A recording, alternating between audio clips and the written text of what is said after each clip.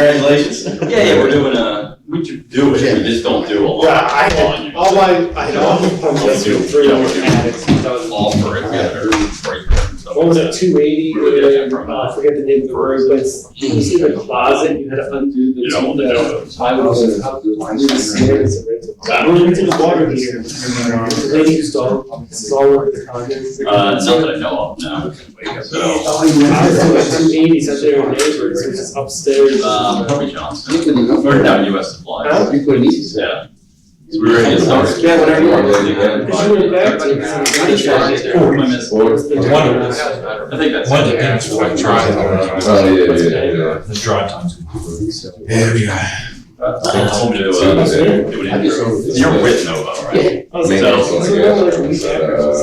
know it's the plan. And then, just Dave with Novo, he's gonna be going over the water treatment stuff today.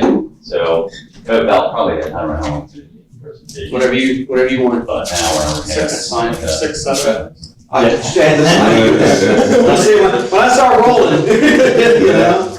So, good morning, guys. Morning. I'm Dave Willett. I'm the regional sales manager for the Cannon Water Group, and more specifically the Novo channel, which is our wholesale channel. So, what that means is that you won't find our products on the internet. You can only buy them through the wholesale channels. Kind of protect you guys, obviously. So they're your homeowners. Everybody should be doing that. Yeah. That way your homeowners can't go online and say, well. But profit margins have to grow, and they have to do whatever they have to do. Absolutely. So it's a much better way of going to business. Historically, back in the day when I was originally with this company about 10, 12 years ago, I was doing both channels. I was doing both the independent dealer channel as well as the wholesale channel, and that's tough. That's a tough way to go. So they got smart eventually, and they split it off, and basically kept the two entities separate. So we have different. I call it lipstick on pig. Bless you. It's all manufactured the same place, just looks a little different. What's the other name? Hydrotech. Hydrotech is our independent line. So that's strategically and specifically geared toward the water treatment companies, guys that do nothing but water treatment. So they go, they'll buy components and things like that. They do a lot of assembling, that type of stuff. When you buy the product from us, has anybody installed any of our products before? Any of you guys? Kurt? Yeah. So I don't know how long it's been, but our products are geared with you in mind. So that way they're designed to be very simple, very quick, and easy to put in and to maintain. So they come assembled. You don't have to worry about filling up stuff and, doing all that kind of thing. Typically, it's the most time you're going to spend is hooking up your drain connection. That's typically going to be the most time. I will say this, the stuff gets shipped on trucks, all right? So although it's assembled, you still got to make sure everything is snug and everything is right before you fire up the water and end up with a bunch of stuff all over the floor. That's never good. So I've been doing this for about 25 years. I've primarily came from a problem water market. That's usually referring to well applications where you have iron, you might have super low pHs, you might have some other different types of contaminants in the water. There's probably not much that I haven't seen or done in water treatment. Everything from basic well water work to high-end commercial stuff to high purity to VOC remediation, just about everything. Whole house ROs for car washes, just a ton of different things. So if you guys are out in the field and you come across something out of the ordinary, call me. I give everybody my card for a reason, because I expect you to use it. And I don't care if you're standing in front of a customer, or if you have a question about a water analysis, or you're just perplexed as to what to apply, on an application. That's what I do. So my job is to make your job easier and make you guys more comfortable. So that way you'll talk about water treatment. Does that make sense? Mm-hmm. Problem is if you don't use my card, I can't help you. So I get calls and emails and text messages from plumbers all day long. That's just what I do. So the wholesaler is actually my customer, and I help you guys understand the business and grow, because there's probably not much else you can add to a ticket that's gonna be as lucrative as water treatment. And the one thing we always talk about is that, you guys are getting paid to be there. Right? There's no acquisition cost for you. So guys like the Culligans out there, or the Connecticos, or all those people, they have to pay for a lead. It costs them money to get in somebody's house. On average, Culligan pays $800 a lead. All in. That's advertising, that's, paying for the people, that's everything all in, that's what it costs them. So when you guys get called out, it's because the water broke something, right? Most of the time, 9 times out of 10. I don't care if it's toilet flapper, shower head, water heater, cartridge stems on faucets, whatever it is, typically it's because the water broke it. So instead of just fixing what's broke, let's fix what broke it. Because I can tell you this, what's a tankless install cost to homeowners? $7,000. $7,000. How many times in 10 years do you think they want to pay that kind of money? Right? They don't want you back out to replace the thing. You're gonna get that replaced every. Well, yeah, that's it. So, a lot of the things we're going to be talking about, and I kind of jump around a little bit because my brain's all going all over the place. But a lot of things we're going to talk about is recognizing the opportunities. What are the opportunities, and how do we address it? Right? The easiest thing to do, as far as in the world of water treatment or the application wise, is municipal water. Most of your city water and municipal water is hard. Most of the water in the country is hard. Anything more than 3 grains I consider to be hard water. Every tankless manufacturer out there has a limit of hardness in their warranty. Did you guys know that? Mm-hmm. So it could be anywhere from 5 to, I think Bosch is 5, all the way up to Navian's like 12, I think, because they have all stainless and internals. So they rate it a little bit higher than that. But they all say that if it's harder than that, you must treat the water or it's going to void the warranty. That's a good way to piss a customer off, isn't it? So, test the water. You each have a test kit in your truck? Who does not have a test kit? Everybody, you do not have one? If you go onto our website, novowater.com, there's a section under plumber resources across the top. When you hit professional plumbing, plumber resources, it drops down, and then it's, I think it says Pro Advantage, but if you click that and scroll halfway down, there's videos that you can watch. 3 videos. I think there's like a little questionnaire thing at the end of each one of them. You put your email address in, and after watching those 3 short videos, and we're going to send you one of these. It's a City Water Test Kit. It's got some brochures in it. It's got hardness test. It's got chlorine tests in it. So it's free. Free's good, unless it's like chlamydia or something. In which case it's not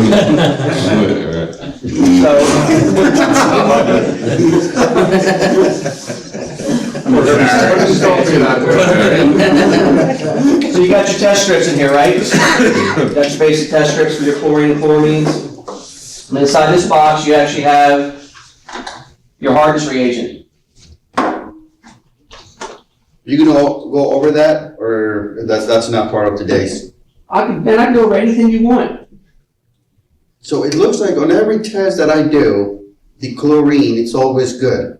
What do you mean by good? Is there chlorine there? Right. Based on Does it show chlorine? No. It doesn't show any chlorine? That's why I think I'm doing it wrong. Well, your test strip's gonna be getting old too. You get any moisture inside the bottle or whatever, it throws off the Yeah, I don't think it's just me. Brian was saying something like that, I just think that's Jim. and Jim, that, Mine have all changed colors too. and I did the 2 simples, the 5 second, I think, Yep. test, or the Yeah, 15 or 15 or 30 seconds or something Right. like that. Right. And I don't see any change, I don't see nothing on Well, that. everything's got an expiration date on it, right? That says 8 of 22, which means they're gonna be at least a year old before that, probably 2. So maybe I need to watch those. Can you guys get videos us again. more test kits, or? Yeah, well, yeah, you can get, everybody in here can do the video and get a whole brand new kit. How long does that take it to get? It depends on, it honestly depends on the manufacturer, depends on how. So you have to do the videos to get more kits? Like, we can't just say. You can we need more order, kits. you can order reagents, replacement, I can get you replacement test strips, that's all available to you. So if you, but if you wanted a whole So I nother think kit, everybody's kits are probably, well, Yeah. a couple, 3 years Yeah, old, a couple, but yeah, 2-3 years old. before COVID. yeah, well, so- the pillow packs on most of the kits, which is probably what you have, the little Yeah. silver foil packs, they tend to last longer because obviously there's no moisture or anything getting into them. The only thing with bad thing about these, if you open it up, right, they're exposed. Yeah, they have a little absorbent little whatever inside of there, but you keep opening it, you close it, you open it, you close it, your fingers are wet, but, so that's gonna impact it as well. I do the same thing with my hot tub. I gotta buy new strips for my hot tub because inevitably they get moisture inside of it and it's not reading anymore. But when you get this, you take your little cocaine scoop here, right? You fill up your vial, pour that inside of here, fill this to the top, pour it inside your glass vial, take your scooper, one little scoop inside of here, swirl it. Turns pink. If it's pink, it means what? Hardened. And then for every drop of this you put in, you swirl, drop, swirl, drop, swirl. When it turns a royal blue, that's how many grains hard the water is. You should be doing this on every call. And every call, I don't care if they've got an existing treatment or not. Every call. It takes less than 5 minutes to test the water. But what you could potentially gain out of it is huge. Because if you do this in front of the homeowner and you explain to them why you're doing it, so this area typically has pretty hard water. I'm going to check to see if we can figure out why your water heater failed, or if there's potential for something else to happen going down the road. And they're going to say no. You're giving them something else for what they're already paying for. For free. For free. That's right. Free smoke is good. Free unless it's herpes. So, but yeah, so it's free stuff. I mean, and you're educating the homeowner. You are educating. You're providing them with another level of service that they weren't necessarily expecting. So you test the water, it's 10 grains hard, which is probably pretty typical. And then you check for chlorine, right? Check for chlorine. City water, you check for chlorine, absolutely. And the reason why we want to check the chlorine as well is because, well, there's a couple different reasons, but the byproduct of chlorine and chloramines is a carcinogen. It's hazardous to your health. It's bad for you.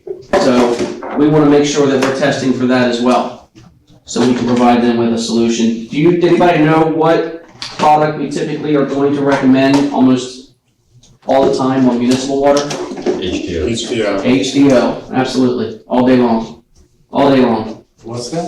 HDO, hardness, taste, and odor. So you'll see a couple pictures of it here in a bit, but it's 2 tanks, 1 valve. That's kind of our go-to. That's what we're really known for, is our 2 tank setups where you have a tank on the tank on the left is going to be catalytic carbon. Tank on the right is going to be your softener. So they backwash at the same time. So you're not backwashing 2 separate tanks individually. A lot more efficient that way. Our units are probably the most efficient water treatment products on the market as far as their salt and water usage. We use like almost 30% less salt than what, boy, you could do it. About 30% less salt and water than what our competitors do. The other nice thing about our products is, aside from the wear items, which is the seals and spacers, the injectors, and the pistons, our valves have a 7-year warranty. Again, best in the market. Our tanks, the tanks that we manufacture, Lifetime. have a lifetime warranty. We actually manufacture tanks for other water treatment companies because our tanks don't leak. So there's a lot of benefit, a lot of upside to doing that. But like I said, what's not included are the wear items. Especially if you're on a well, you should probably be going out and doing a annual maintenance on those, changing out your seal spacers, pistons, and injectors. And that's typically what I would recommend. And if they have a little bit of iron, definitely. If it's just clean well water, you might be able to get away with a couple of years, but you guys have service contracts, right? That's the thing now. You want everybody to sign up and pay to have their stuff taken care of every year. So just include that in it. But your water test should happen on every job. There's an opportunity on every one you go to. So What about so that's for the city water, but what about when we go to a house that's the well water? What's the process? we have the same thing. You guys have a I mean, obviously, except for you, you've got a better test kit, so you can test the well water, you can test for the pH and things like that, right? Do you have a TDS meter in your test kits? No. No, the only thing we have is It's that. Oh, is it? Okay. Yeah, we don't do, like, usually if you like recommended a lab test or something, you know. That's fine, that's fine. The only, as you continue to grow and you continue to gain more knowledge and more comfort with water treatment and testing the water, then you can start dabbling into more well, because you'll find things with low pH. Yeah. You know, you'll get some odors sometimes coming from the well from hydrogen sulfide or sulfate-reducing bacteria, whatever it happens to be. So you're gonna have those situations where you might need to apply something else. If it's something really crazy, I'm probably gonna tell you stay in your lane. If it's something that I think that you're gonna have to go out and maintain on a regular basis and have to go babysit and keep going back, leave that to the guys that go out and do that every day, right? Leave that to the water treatment dealers. It's not gonna be worth the headache that you're gonna get and the money that it's gonna eventually cost you from going back out and back out and back out. So just kind of keep that in mind. We do now have repair kits, complete repair kits. So it's a tackle box. It has everything you need to rebuild this I valve. think we have one.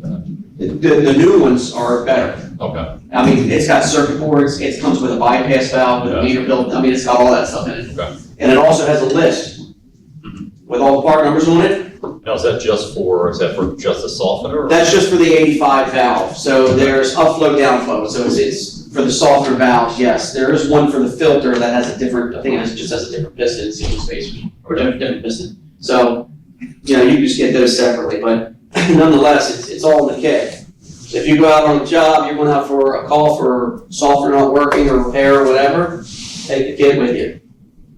That way you can fix it while you're there. If it's a warranty item, I want you to call our tech support. That way they can issue you a sales order number and an RGA, and that part, assuming it's in stock, will ship out that day or the next day. Ideally, if you have the part already with you, and it's going to be a warranty, you put the part from the kit in the homeowner, bring that part back. When a new part comes in, you put it back in the kit. All right? Pretty simple process. That way you're taking care of the homeowner right there, you don't have to go back. You don't have to go back. It's worse things when you gotta go back on stuff. So when we're talking about what we're doing here as far as municipal water treatment, we're focused on that today, is the purpose, process, and payoff, right? What are we doing? How are we doing it? And why are we doing it? So obviously, you want to learn how to identify the opportunities whenever you're out there. You want to understand and know how to interpret a water analysis.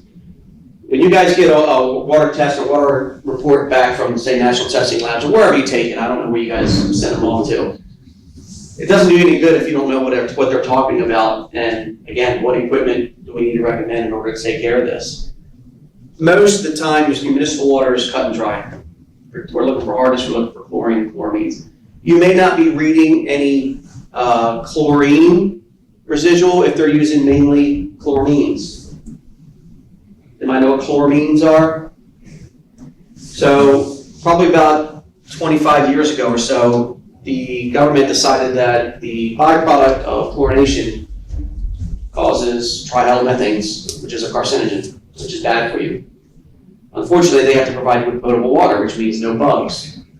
So they came up with an idea, plenty chlorine was getting more expensive to produce. They came up with an idea of, hey, let's reduce the amount of chlorine by adding ammonia to the water. Does anybody know what you get when you add ammonia and chlorine together? They used to use it back in World War I. Yeah. Mustard gas. Good stuff. So, unfortunately, because municipalities keep getting bigger and bigger and bigger, and they're not putting in new treatment plants every time they add another community on, they have to jack up the levels of chlorine at the point of distribution so that way they have a little bit of a residual at the end of the line.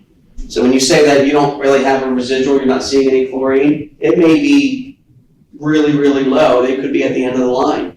You get somebody about a mile away from the treatment plant, I saw one a couple weeks ago, their chlorine level was 5. 5.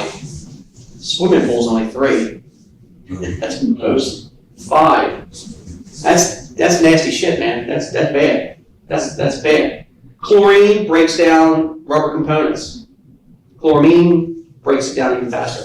So the flappers in the toilet valve, if you pull the flapper out, you're up between fingers and it turns your fingers all sticky and black or whatever, That's from the chlorine. Chlorine's breaking down the gaskets. It does the same thing. Anything that has an O-ring or a gasket seal, all your valves, right? Your cartridges, anything like that. Chlorine's going to break that down. I don't know any of this. Well, today you will. I have Okay. So chloramines, I got a video you'll see. Chloramines in certain areas are very high because they're running it further. The heat affects chloramines, apparently, breaks it down faster. But I got a video of one of my counterparts down in Texas. Customer complained about low water pressure on a municipal water unit. So he brings the unit back to the shop, unthreads the valve, and the resin just starts bubbling out of it. It looks like a science project, like when you drop a Mentos in a bottle of soda. It's just coming out of it. It's pretty wicked. But it breaks down resin and causes the beads to swell up. That's why we have to protect our resin. But the byproduct of chloramines are called haloacetic acids. And you'll see those on the water analysis. If you ever get are you guys all public water in your homes? So they used to send out an annual drinking water report, right? They used to mail it to you. Well, now they don't do that anymore. Now you gotta go find it. So you gotta go on their website and you actually have to, whoever your water company is, and you have to download the report yourself. But it'll show you the different things for chlorination or disinfection byproducts. It's HA whatever, and that's the haloacetic acid. If you see a number there, that means they're using chloramines. So you're still gonna have a chlorine part to that because it's a combination of the two. But the chloramines now they're finding out are actually worse for you than what the chlorine byproduct is. Everybody gets cancer. So that's right. It's like Oprah. You get some, and you get some. So the reason why we use the HTO is to address that. The catalytic carbon in the HTO, which is again, if you're facing the unit, it's the tank on the left without the control head on it. That is taking out the chlorine and chloramines. You cannot remove chloramines with standard carbon. You have to use catalytic carbon. And that's what comes in our units. So, kind of like give you an idea of some of the products that we have. I have their stuff. Just an overview. The unit on the far right, that's our HTO. That's a good one, right? That's the go-to. Yeah, that's the go-to. That's the one we put in all the time. So the HTO. Again, this is your catalytic carbon, this is your softener, obviously your brine tank, and then the RO system. That's our QC RO, that's what's on the table there. QC, quick change. Keep it simple. Have you guys installed any ROs? Yes. Again, very easy to do. I don't like putting ROs under sinks. I just don't. I would much rather put them in the basement or underneath the kitchen. Easier to install, easier to maintain. I was reading an article that to produce 1 gallon of water, you have to use 4 gallons. It varies from manufacturer to manufacturer, but What's this yes, one? typically that is the case. What's Yeah. this one? That is, I think, 3. 3 gallons. I believe it's 3. We do have a unit that does not produce any waste. What it does is it recirculates the drain water back down 10 feet or so back into the line, and it gets used and reused throughout the house. You can also tie it in. You can tie the wastewater into one of these ports here on the side of the bypass Just valve. sends back into the. Yeah, but then you got to get a kit for that. And you got the unit is called a Hero, HERO. It's bulky, it's bigger. The cartridges are not proprietary, so you just use standard, 5 micron, 2.5 by 10 cartridge. Same thing with the carbon block. It's got a booster pump, so you got to have power. I like the concept. This is the one that I go to. This is the one that has all the certifications. This RO unit is certified for a ton of different things to be reduced, including PFOS and PFAS. Have you guys heard that? Teflon. PFAS. PFAS is the hottest, most talked about contaminant found in water supplies right now. It is found in they estimated 98% of every person in this country's blood has a level of PFOS and PFAS in it. It is a little bit every day. It was actually originally brought about through our good friends that brought us Teflon. DuPont. Delaware. Yes. So DuPont back in the 50s decided that they were going to start to make this nonstick coating for pots and pans. Going to change the world. Well, the chemical that they used, the compound that they used came from 3M. You guys familiar with 3M? Scotch Guard, things like that. So they sell DuPont this product, and with explicit instructions during the process, do not dump the wastewater into any kind of tributary water supplies, don't let it get in any kind of lakes, rivers, streams, so on and so forth. What do you think DuPont said? We're DuPont. We're gonna do what we want. So DuPont continued to contaminate water supplies in the grounds and things like that for up until about 2017, when they stopped producing it here and they moved it to Europe. I guess they don't bitch as much over there, I don't know. But now, because it's called a forever chemical, when you guys can look up, there'll be a map on it, you guys can look up yourselves where the concentrations of this stuff are, and it's typically around manufacturing, right? So it not only is these PFAS, these chemicals found in Teflon, but they're also found in firefighting foam. Anybody around a military base or around an airport, there's a good chance that the waters in the area directly surrounding those places are contaminated with PFOS, PFAS. Like that airport right there? Maybe, yeah. So, the other place That's right next to the airport. yeah, I thought you were twitching for a minute. I wasn't sure if that was just because that's you or because you've been drinking the water. So the other thing that's found, I can't sit still. the other thing is found in is fast food containers, right? We find in places like that. Our good friends at 3M with their Scotch Guard. Anybody wears waterproof clothing? It's found in waterproof clothing. Oh, my God. It's there's just a ton of different places that this stuff is found. Waterproof shoes. Yeah. Landfills, people disposing of stuff in landfills. Well, hell, there's a landfill about 3 miles from where I live. They made national news. Hey, you're in Pennsylvania on the map. The levels in the local stream were so high, it was some of the highest that they've read anywhere, I think, in the country. It was like, I don't know, it was like 600 or 700 parts per trillion. So this stuff is so nasty. You know, when we typically see a water analysis, it'll be either milligrams per liter, MGL, or ppm. That's usually typically how things are measured in. This stuff is measured in parts per trillion. The EPA is saying that levels as low as 1 causes harmful side effects. They're trying to set a limit of 10. Here's the problem. Here lies the problem. Oh man, this is so depressing. Do you know how expensive it is to put an RO system at a municipality to treat everybody's water? It costs over $100 million on a decent sized municipality, minimum, $100 million. So guess who the burden is going to fall on to treat the water? Customers. Yeah, that's right. That's exactly right. So New Jersey has taken up the calls, if you would, and they've set a limit of 7 parts per trillion. And there's a lot of municipalities out there that have been sending out letters to their customers telling them that they have an elevated level of PFAS in their water and they should seek out additional treatment. Right? It's ultimately it's going to fall back on the consumer. Does that test show PFAS or does it? No. In order to test for PFAS, it's got to be sent off to a lab specifically. So how do you treat that? Well, I'm glad you asked. It's sitting right in front of you. This guy. The QCRO is certified for the reduction of PFOS and PFAS. And when you talk about RO, we don't ever want to talk about or use the words removal, right? Because whenever I say the word removal, what does that insinuate? It's not going It's to be gone. It's totally gone. That's right. And you can't claim that because there's too many other factors involved. So it reduces. Reduces. Reduction. You always see the words How reduction. much though? Up to 98%. Up to 98%. Up to 98%. So will that bring it down to 7? Depends on what it is. Depends on what it is. So ideally, and that's one of the reasons why we want to get a TDS. TDS meters, no one has a TDS meter? Just everybody should, they're like $12. No. Everybody should have a TDS meter with their kit.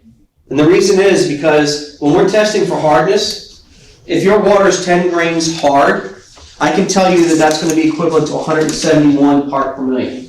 So you take your hardness everybody needs to remember this. You take your hardness times 17.1. 171. Usually that's what we read, 10 to 12 around here. Yeah, hardness. So if you know that you have 171 TDS from hardness and you test the TDS and it's 300, The rest of the stuff is I didn't work with that. whatever. that's right.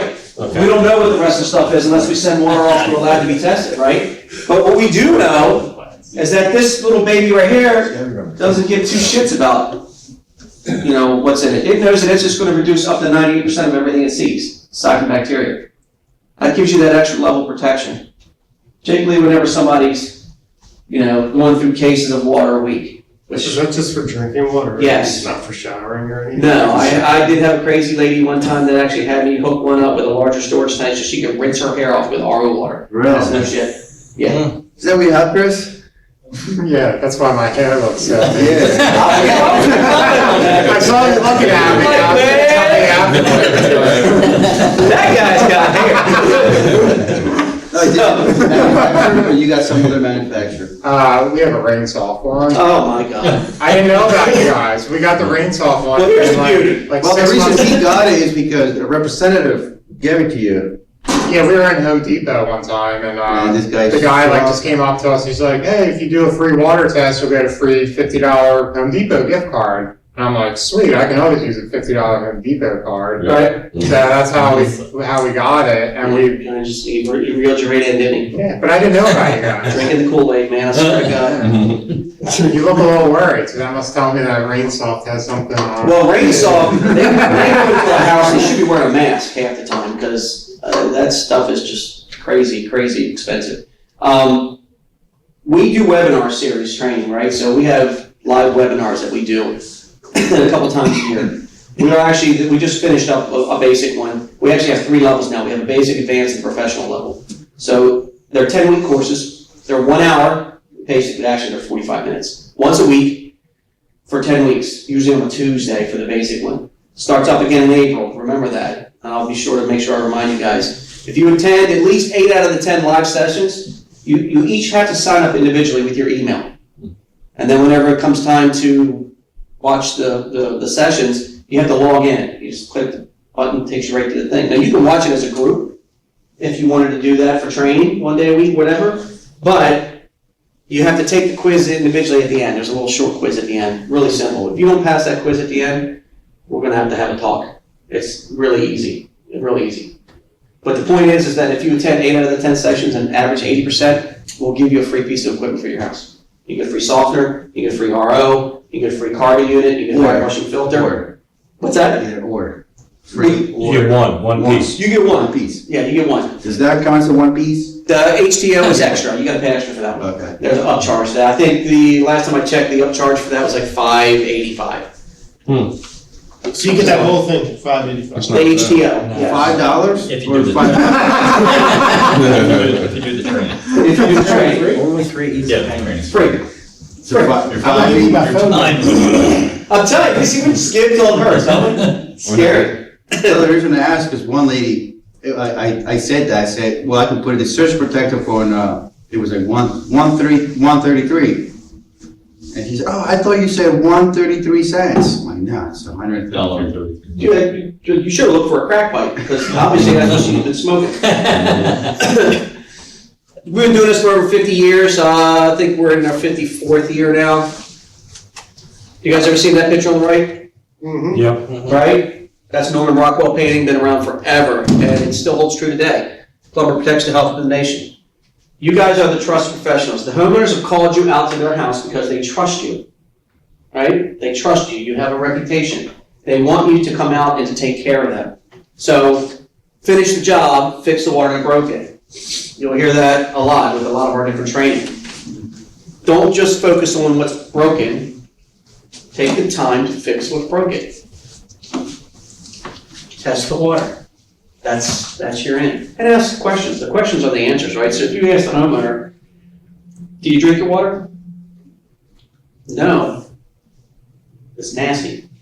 Mhm. Well, we can talk about, I have a solution for that if you're interested. We can talk about that. Let me finish testing the water and we'll see where your TDS is and see if it's something that might help you out. I mean, it's just a matter of just asking the questions. Do you have a hard time cleaning your shower? Yeah, it's terrible. It's always scrubbing, can't help get it clean. That's from the hardness. So hard water makes soap turn to curd or to paste, right? You guys ever hear the expression squeak clean? Mm-hmm. That ain't good. Squeak clean's not good. That means that the soap is stuck to your skin, and it like feels like if you stretch, you're going to split.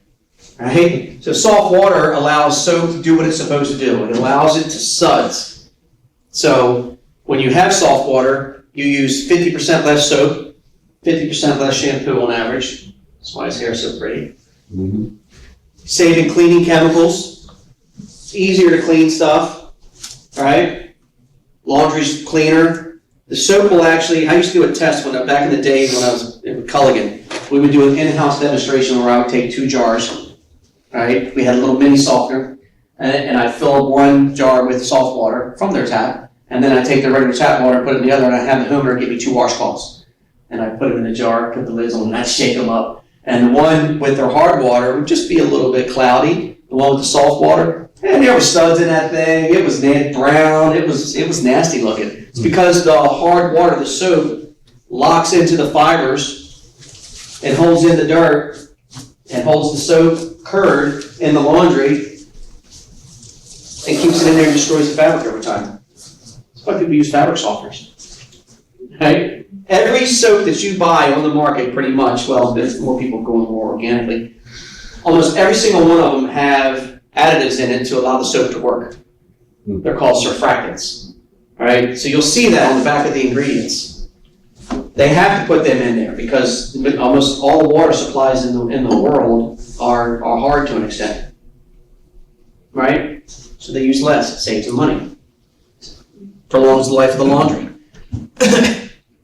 We talked about no acquisition costs. You guys are getting paid to be at the customer's house. They're paying you to come out. So just take another couple minutes and test your water. The hydrological cycle, this is more or less saying that there's no less water on the earth now than there ever was. It's just in different forms in different places. California is really experiencing that right now. You know, they've been in a drought for the last, I don't know how many years. And now they got too much water. So it's always going to be changing from one place to another. Unfortunately, we've done a really, really good job over the last 50 or 60 years of screwing up the environment. As the rain falls from the clouds, it picks up all kinds of pollutants in the atmosphere. Water wants to become part of everything it comes in contact with. It wants to dissolve and grab a hold of a little bit of everything. So as the water's falling through the air, it's picking up, you know, different kinds of chemicals and things like that that are up there. Hits the ground, picks up more chemicals as it's flown, you know, through the ground, percolating down into the underground aquifers and stuff. And then it flows till it gets to wherever it's going, and you pull it out of the ground. Stick your lips on the tap and take a drink. All right? Anybody ever hear of microplastics? We consume about a credit card's worth of microplastics every week. Comes from things like bottled water, right? It takes 400 years for a water bottle to break down in a landfill. There's a big floating island somewhere out in the Pacific. That's, I think they say the size of Paris, of plastic. It's just floating. It's one big floating plastic island out there. So that stuff all gets into the water. Fish, you know, obviously eat it as the little particles. It gets into the air, just as it's breaking down. It's kind of floating around. But we breathe it in, we eat it, you know, it's there. Good times. These are some of the things you guys would see in the house. Man, this is so good. Listen, I'll let you guys use this one. You can either buy a filter or you can be a filter. Right? Wow. One or the other. That's good. Right? So you'll see some of the things here, the stuff that you guys are out in the homes addressing pretty much on a regular basis. You know, with clogged aerators, water heaters, staining perhaps, odors. If a homeowner calls you up and they say that my water smells like rotten eggs, what's the first question you should ask them? Is it hot and cold or is it just hot? If it's just hot, what is it going to be? Water heater. Anode rod. Right? The anode rod. And typically you're only gonna see it on hot and cold if it's a well. That's gonna be from the sulfite reducing bacteria that ends up in the well. So just remember that. 2 types of water, working water, drinking water. Less than 1% of the water we use is for drinking. So it's best to clean it up as much as you possibly can, you know, if you can do it. Working water is obviously everything else, laundry, all the other stuff. This just talks about some of the municipal water problems. Why do we install a UV light on municipal water? I think people doing it all the time. Water main break? How long do you think that water main's been leaking before somebody goes, oh shit? My neighbor's house. It's broken, you know? So the whole time it's leaking underground, and they're only about what's the frost line, 42 inches? That's all further they're down usually, they're not going too deep. So anything that's in the ground or on the ground that percolates down through can end up getting into your water supply. Do you want to rely on them to tell you that there's something in your water? Or do you want to address it before it gets there? You know? So yeah, boil water advisories, any kind of bacteria and viruses, things like that, that can all be in there. So you think a UV light should be on everything? You know, I Is that don't, what you're saying? I'm not, it wouldn't hurt, but I'm not to that point in worrying that much about my water. You know, there are over 89,000 known chemicals that find their way into water supplies, chemicals that are in use that find their way into water supplies. The EPA regulates less than 90. So I'm more concerned about all the chemicals and everything else that are in there than I am about, you know, whether or not I'm going to get bacteria. But you're going to have some customers that are like, I want to have everything. I want to be totally protected. I don't want to have to worry about anything. Can you, whatever, just put in whatever. It almost sounds like You guys like, do you guys follow like what the long-term results of as consumers, like for our bodies and our health? Like, are you guys, As far do you as, have like a sense of that? no, What not I'm really. assuming all this stuff is doing to us, like long-term. Honestly, for the most part, everything will eventually work its way out of your body. Some things take a lot longer than others. A lot of stuff manifests itself in your liver, things like that. But you just don't know. Mm-hmm. You know, when somebody says, I've been drinking my water for 50 years, hasn't hurt me yet. Well, how do you know? A lot of these chemicals haven't come about for, you know, in the last 10, 15, 20 years. So that issue you had with your thyroid, how do you know it didn't come from your water? You just don't. Mm-hmm. You have no idea. So it's better to be or err on the side of safety or quality of water. Right. I want to clean up my water as best I can.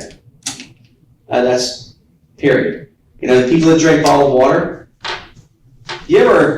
summertime, you ever crack open a bottle of water, drink it, put the lid back on, you're in a house for 6, 7 hours, whatever, you come back out, you go to take another drink and it smells like chemicals? Well, where's that coming from? It's coming from the plastic. It's not coming from the water, it's coming from plastic, right? Whenever the water is bottled initially, it's done under a controlled climate. Put on a pallet. Pallet's put on the back of the truck. Middle of summer, truck's 140 degrees. Goes to wherever. Walmart, gets put inside. It's 65 degrees. You pick it up, put it in your trunk. It's 130 degrees. Right? So that constant changing of the temperature of the water inside that bottle will eventually start to pull some of the chemicals out of the plastic. Well, that's why like all these like new stuff is the BPA free and stuff like BPA that. free is the way to go. Stainless. They say like the glass, right? Technically the glass is the best. It is because it's natural, it's silica, right? It's just, sand. My wife will grab a bottle of water and then she'll go to the fridge and fill it up again with RO water.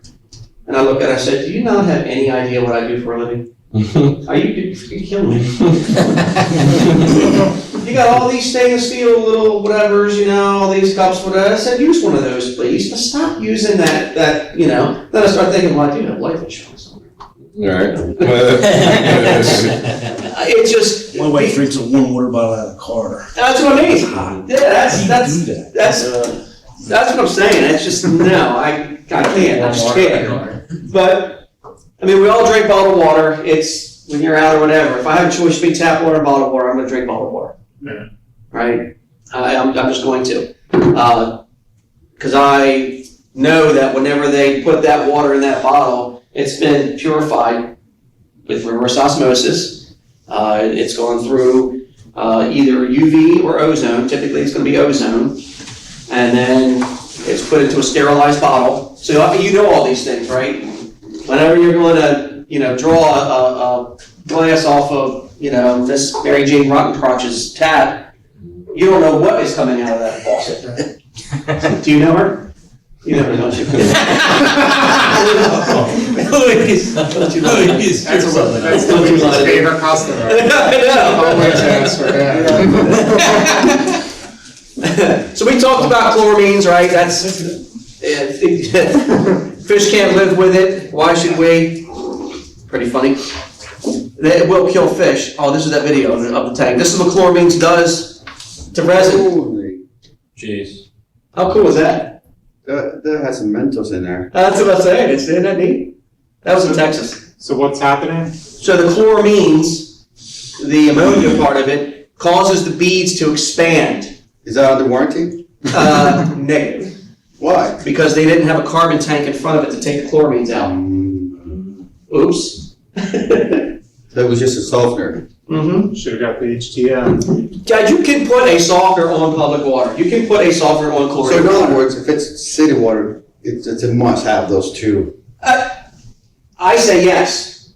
The homeowner may not want it. They may want to leave the chlorine in there. They need to understand that they leave the chlorine in there. It's not warranty. That resin is probably going to last about 3 to 4 years. You might get 5 out of it, depending on the level of chlorine you have. So we have to tell the homeowners about that. They need to understand. They need to make an educated Because if you don't put the Decision. system, this will fail, and then that's not going to be under warranty. If the chlorine destroys the resin is, again, that's a wear item, right? So the resin's not going to be under warranty anyway. It's a wear item. You can't control what's coming through. So if they're not maintaining it or they don't put a carbon unit in front of the softener. What if they do have a carbon, that, and it's still, The resin should not fail. okay. That resin will probably outlast the unit itself if it's pre-treated. Now the carbon, you can get you can run over 1 million gallons of chlorinated water through 1 cubic foot of carbon before it's exhausted. You're never going to get that much water through it because you're going to get organics that'll start to grow on the carbon, which is why we never put carbon on the well. I'll never put carbon on the well unless you call me first. Well water is full of aerobic bacteria, right? It's not harmful, it's just natural bacteria that's in the ground. But when that bacteria gets into an oxygen-rich environment, which it loves, which is what the carbon is, it's super, super high in oxygen, it will start to grow. You'll start to grow snot in the tank. And eventually, you're going to have low pressure, and it's going to create a pressure drop, like when your cartridge filter gets clogged up. It's not good for a second, it goes. So what's a typical setup for well water? Depends on what's coming out of the ground. I mean, Well, like typical, 9 most- out of 10. Around 8 out of here, 10. you're probably gonna have some low pHs, maybe pHs in the 6s. The water might be a couple grains hard. When you put a neutralizer on, it's gonna take that hardness and drive that hardness another probably 7 to 10 grains, depending on how low it is. So you want that. So you wanna have and softener. Water softener, no, the neutralizer and then the softener. That's correct. And we have a 2-tank, 1-valve setup. And then the bacteria, right? UV. The UV, right at the end, or is it before? At the end, UV is the last thing it goes through before it goes through the rest of the house. You always need to have a 5-micron cartridge in front of a UV light, 100%. I don't care if it's the first thing in line or if it's right before the UV. Always, always, always put a 5-micron cartridge in front of it. Anything gets on that quartz tube inside of that UV, it prevents the light from penetrating the glass, and then you can't. Is there So you're doing that as like a safety, Yeah. like a kind of like Yeah, because you never know. a I mean, fail safe. people say, well, my water's, say, I've never gotten sick from my water. But it's because your body typically gets used to whatever type of bacteria you have. But if they have a loose well cap, I've seen places where, we go out to the job and we go to pull a well pump. Well pump's bad. All right, so we pop the cap off, look down, there's a rat nest in there, or there's snakes in there, or there's earwigs in there. I mean, you You don't, also replace, well pumps? I used to, yeah. Do constant pressure systems, VFDs, I've done a lot. It comes to. Do you use a little cart to pull the, Yeah, well, there's a couple of them, there's an Upsy Daisy and there's a pull pump and there's a couple other ones out there we use. I pull mine by hand, That's because you're crazy. 185 feet. Fuck that, why would you wanna do that? There's all the Teflon in the water. That's that shit you've been drinking. Yeah, That's a good idea. You guys see the effects of it now, right? Right? Yeah, so, well water applications, it's gonna vary, right? So, just err on the side of caution. If you have a well, you should also recommend a homeowner test their water for bacteria at least once a year. Once a year. Once a year. Bacteria can show up at any time. Right. You get a cracked well casing, you can have any number of things happen. I've seen contamination from septic systems. Local farmer spreading too much shit on the fields. It's down into your well. That's where you get your nitrates from. That's one thing the government does regulate, are nitrates. Yeah. Can't have you drinking shit. Here's your chemicals. But that's what I used to tell people all the time. I said, well, how much poop do you want to drink in your water? And they said, well, my nitrates are only like 8, when the government level says 10. I said, that's fine. How much poop do you want to drink? You know, 'cause that's what you're drinking.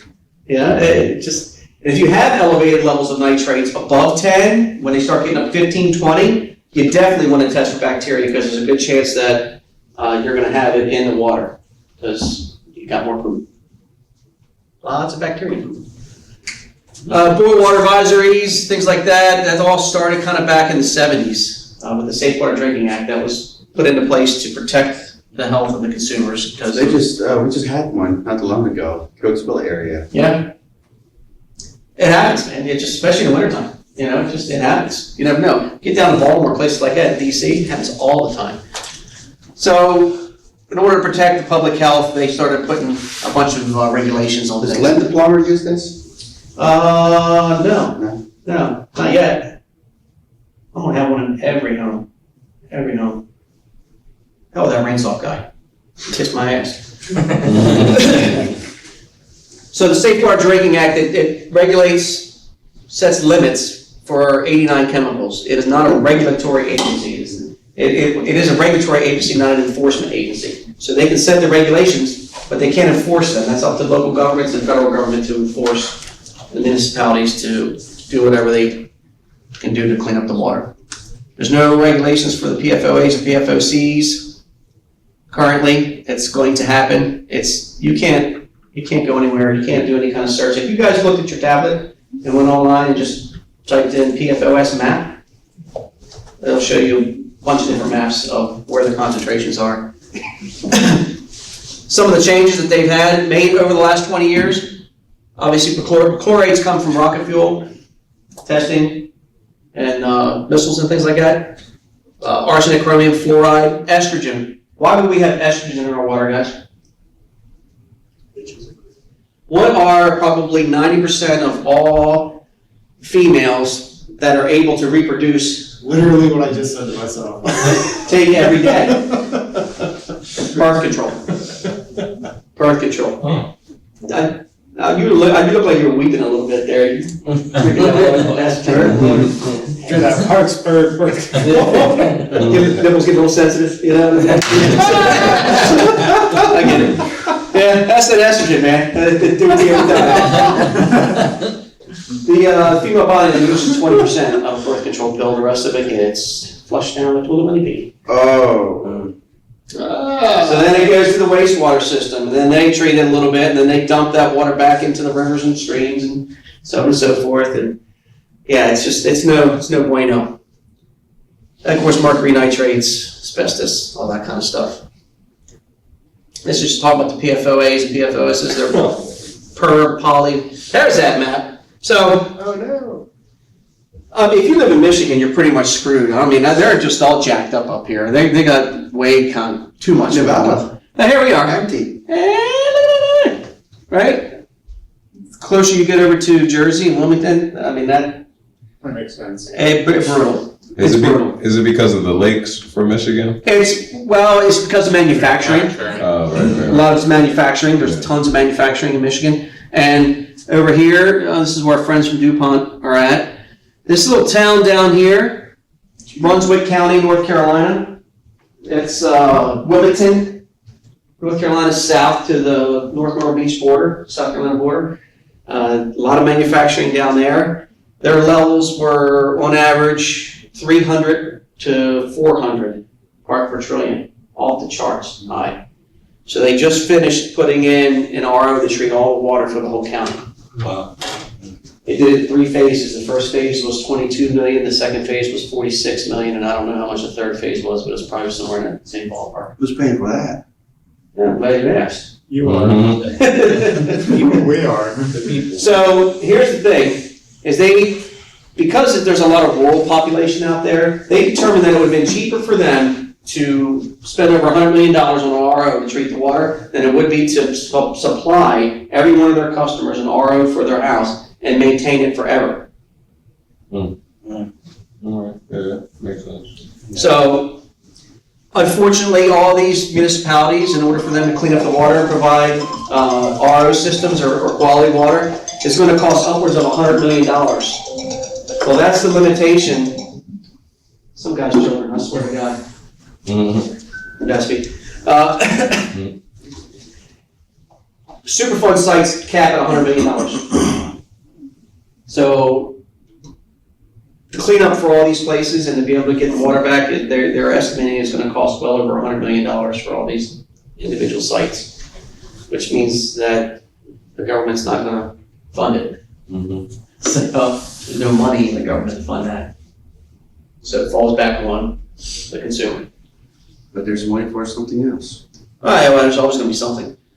But the nice thing about this map is you can see what, where's it coming from? Like military sites, other known sites could be airports, but, anywhere you got these military sites and stuff, from using the firefighting foams, super contaminates the groundwater. They're talking about all kinds of stuff that the PFAS has been linked to. I don't care what just about everything is going to cause this shit anymore, so your best to try to at least take care of your water or your customers' water the best you can. And all you can do is just make a recommendation, right? You can lead them there, but what Are those the only known cancers it causes, or are those just examples? right now, those are what they know it's been linked to. It's not saying that it's going to do it or that there's not anything else that can cause that stuff, but they know that will. So say if you're gonna use that, I was gonna say one. Yeah. So one of the things that we have, I'm going to talk about this slide here in a minute. One of the things that we do offer, that you guys have access to, is literature. Our literature is free to you guys. Oh, I don't know. I got some more in the fucking. Which one? It was the 4. Thank you. Oh wait, They were 5 HDO or something. Yeah. First one on the left there. So what you're looking at, this is what you give to the homeowner. Circle this one. I'm gonna keep this one. That's fine. But this is a leave behind, right? So it talks about a little bit about what hardness is. It kind of gives them an overview of why they need to take a look at treating their water. Why should they take care of the plumbing in the house and their plumbing? And it just gives them just kind of like an overview, right? That's what I need. We all got one. Do we get a discount? 585 sounds good. You get a discount. You get a free one if you take the. Yeah, right, you can't beat that. basic. Oh, you said pay $5.85 for this. So that's a discount. When's the course? April. April. Oh. If you flip it on the back, it talks about UV and RO, right? So it kind of gives you a complete overview. That's what you leave with the customer. So when we talk about water testing, this is actually one of my slides. This came from a company that decided they were going to get into the problem water market of water treatment and did not stay in their lane. So they called up Toomey and gave him water test results. He made a recommendation, they had iron, made a recommendation for a BIF unit, stands for Best Iron Filter, 2 tank, 1 valve again. They put it in, a month later they called, said the thing's not working, water's brown again, stuff's junk, blah, blah, blah. Chris, shortly after that, is when he left, I gave him more. Tall guy? Yeah, yeah. Bull. Oh, yeah, oh, yeah. He, you know, he's the head of his motorcycle club. He's the president of the national motorcycle. Yeah, you should see those guys. Anyway, so then I got involved. I recommended a SIM unit, right? A SIM is an iron softener, basically, which is also rated to take care of iron. Well, it says 10, but it'll take up to 30 parts of iron. Guy calls me back in a month, says, this unit is also failed. I said, there's absolutely no way. So he went back out to the job site. I said, take a picture of your water test result, send me a picture of it, and send me a picture of the equipment. So I don't know if you guys can see this little color cube over here. This is, he's doing his iron test, right? This is the comparator, this is his sample. This is as high as his comparator will go. He sent that to me. I called him up and I said, that's at least 20 parts of iron. He says, what do you mean? He says, it says 7.5. I said, your thing only goes up to 7.5. I said, that's at least 20 parts of iron. What do I do? I grab a sample, send it off to a lab. I want to know how much iron's in there. Plumber calls me, the owner calls me on Saturday morning. I was golfing. Yeah, I will answer my phone sometimes when I'm golfing. He got the results back. I said, what were the results? He said, the lab came back at 40 plus part per million. They couldn't test any higher. Oh my God, that's brutal. He said, what do I do? I said, well, you walk away. He says, well, what do you mean? I got like $15,000 tied up in this show. I said, I don't care. I'm telling you, you got to walk away. He said, you cannot treat that water. You cannot treat that water. I warned you about getting into problem water, and you jumped into the deep end with a brick tied to your feet. I can only do so much. I can only make a recommendation based off an accurate water test. Right? It's not my fault. That equipment would have worked all day long had it been within its operating parameters. So I told him, look, you need to bring a well driller out there, rehab the well, drill deeper, or drill a new well. I said, those are your only options. But the well's only a year old. Again, I don't care. I'm telling you what you need to do. You know? So testing the water properly and knowing what that test result means is important. So what was the outcome there? They haven't bought any more of our stuff. I think they might bought one city water unit since then. So they, Yeah, they're guys are out of the water treatment business. They found out the hard way because they didn't listen. You know, you just gotta. Did that change that left picture is the tank? Did that change the color on that, or is that? Yeah, that tank after 30 days, that's what that tank looked like. That's the outside. This is what it looked like when it was put in. It was a beige fiberglass tank.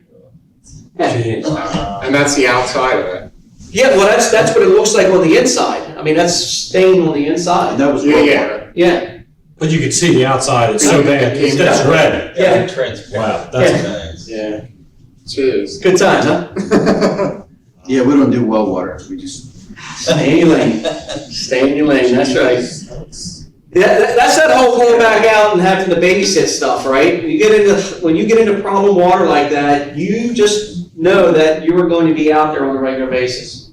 I can get you through it, but we're going to spend a lot of time on the phone, and you're going to be frustrated. there's plenty of business for city water. Like the way you Do think. you know what happened to that individual scenario? He doesn't do any. Yeah, They ripped it all out, gave them back their money. The homeowner called Culligan to come out, and now Culligan maintains it and put new equipment in. He actually did another job that he called me on where the guy plumbed the shit in backwards.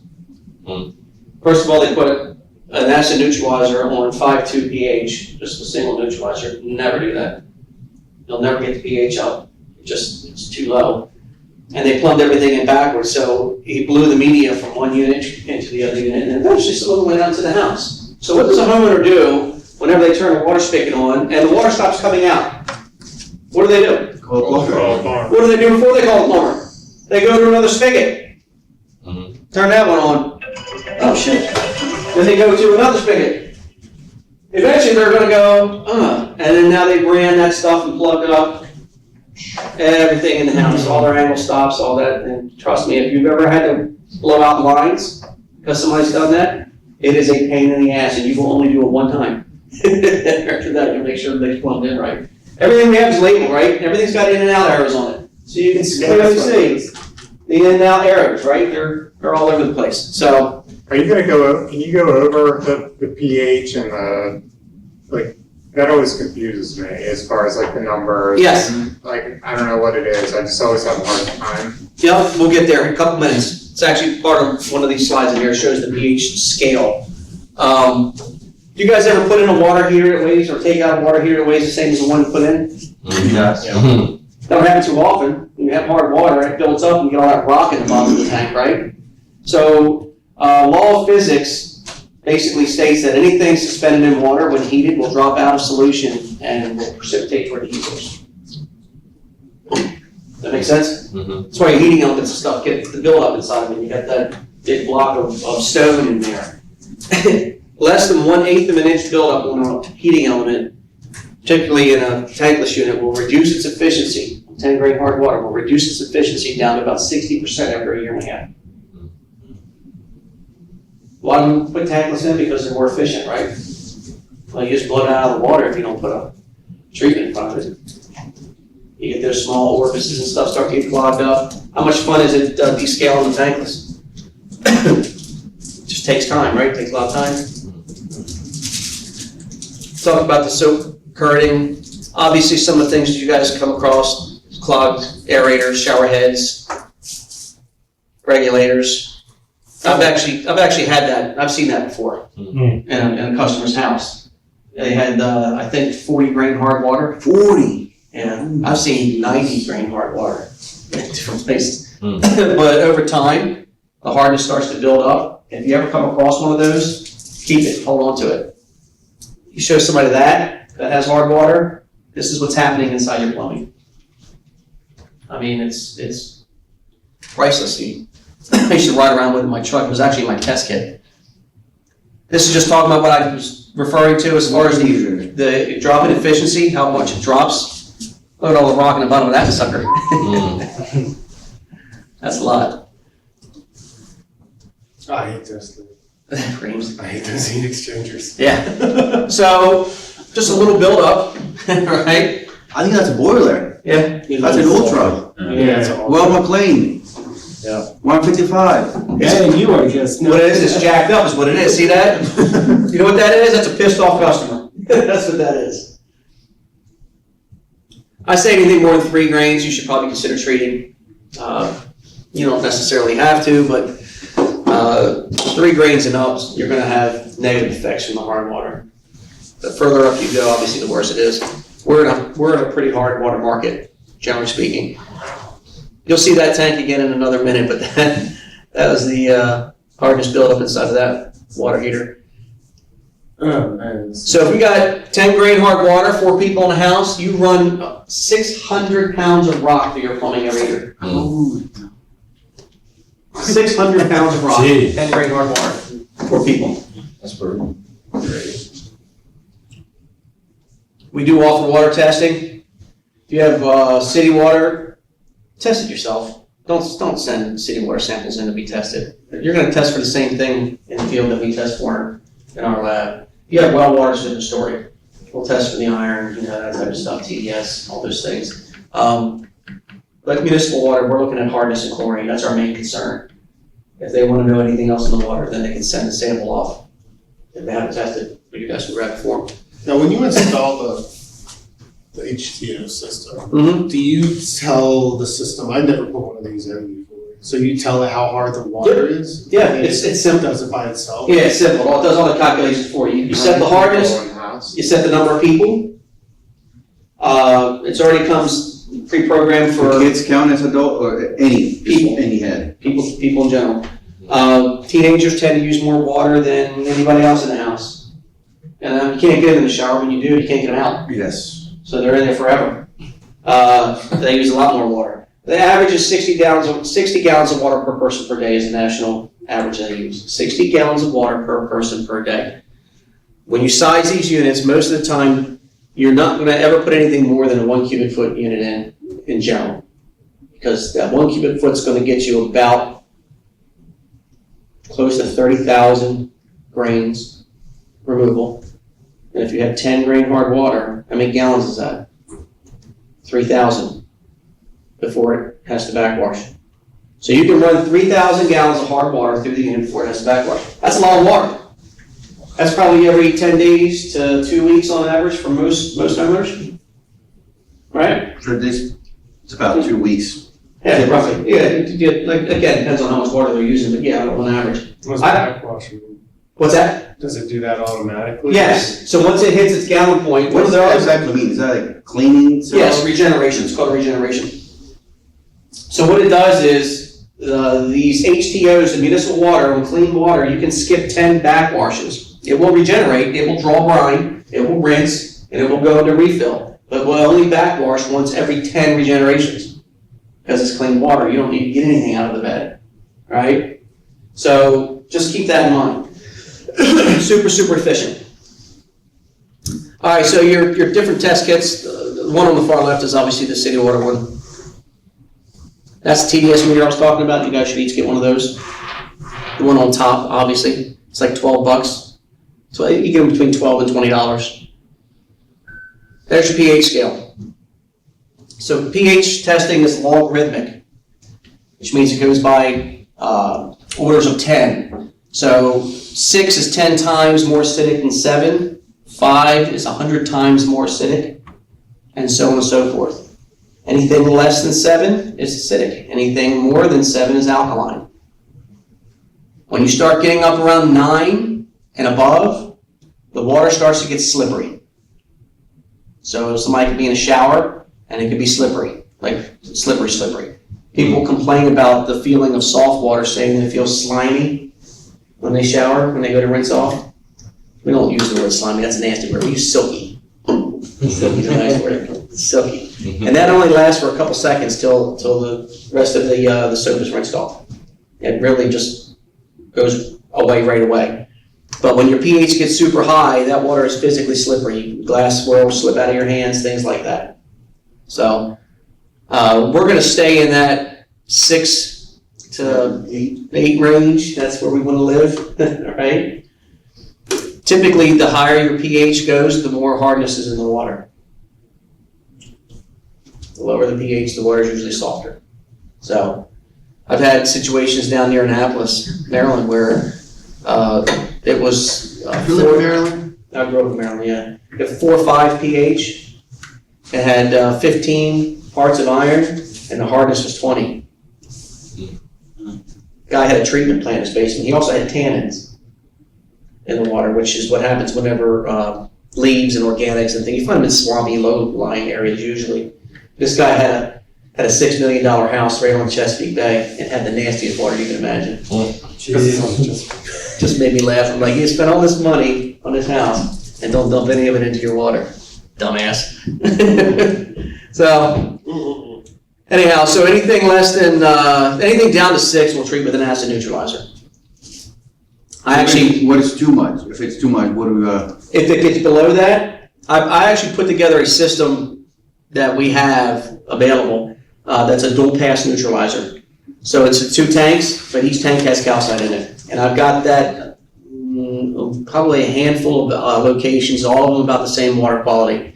5.5 roughly, less than 100 TDS, and the hardness was less than 5.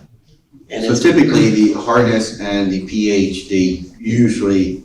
They coincide because you got to have calcium and magnesium, or calcium carbonate, in order to convert the carbonic acid over. So when your pH is low, there's carbonic acid in the water. That's why it's aggressive. That's why it corrodes things. So by adding calcite, calcium, and magnesium, that raises up the pH and helps to neutralize the acid. Does that make sense?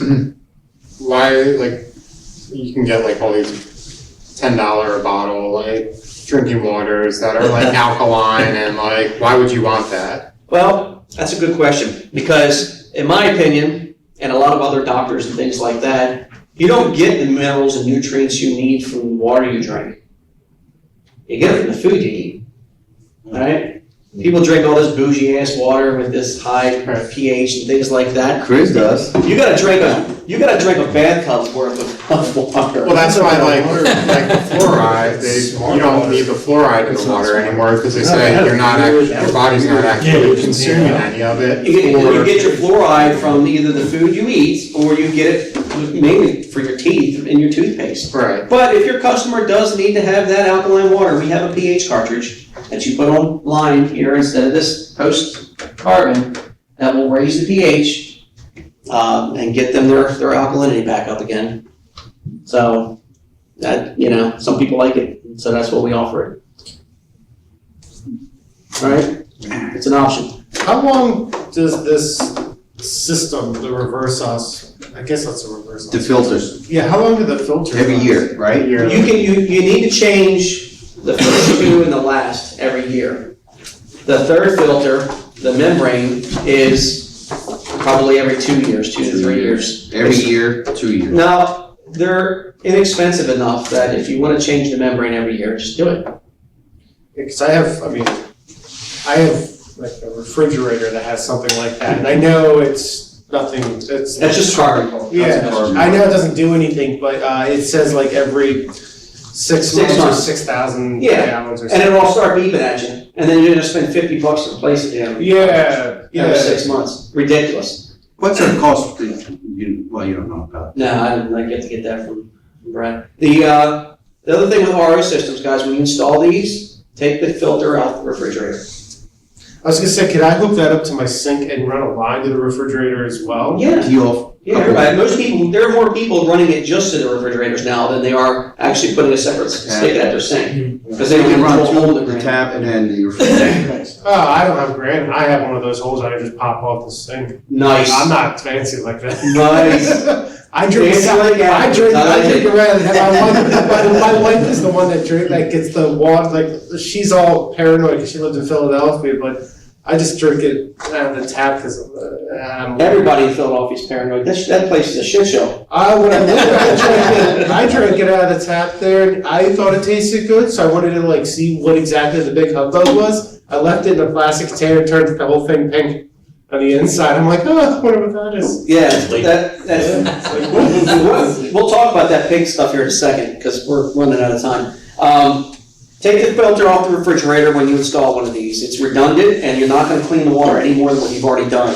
Only thing that filter's going to do is it's going to slow the flow and you're probably going to make crappy ice. You might not make full cubes and stuff, so take that out. As far as the pink staining, we're not going to go over testing harness, John.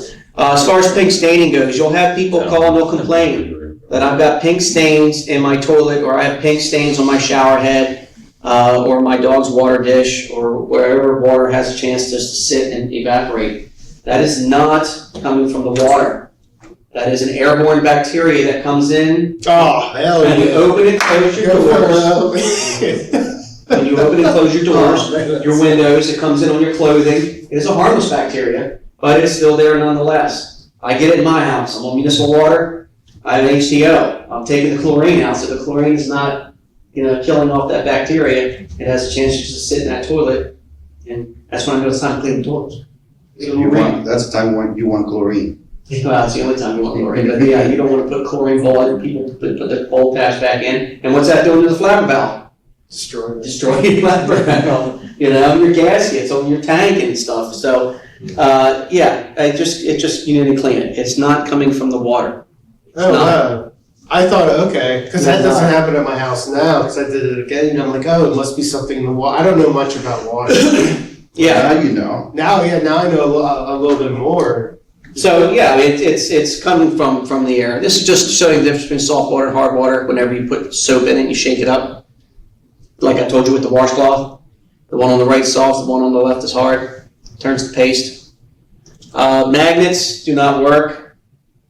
There are tons of studies that show that whenever you get the people that put these magnets on the pipes and wrap the wires around it and that type of thing, that it's softening. It is not softening the water. The only way to soften water is with a water softener.